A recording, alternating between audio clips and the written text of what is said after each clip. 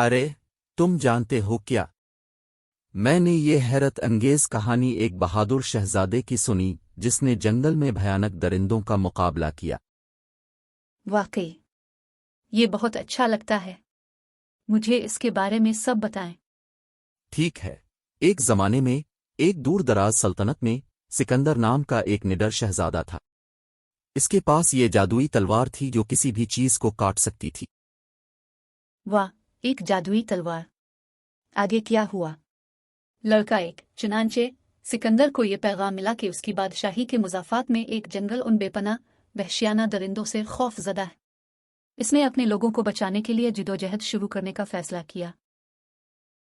وہ شیروں اور عقابوں کے درمیان ایک سلیب کی طرح تھے، تیز دھار اور تیز سانس کے ساتھ۔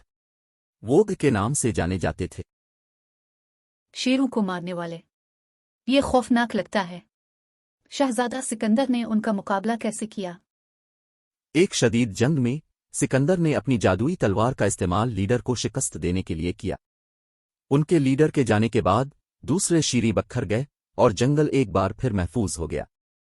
یہ ناقابل یقین ہے۔ پرنس الیگزینڈر واقعی ایک ہیرو ہے۔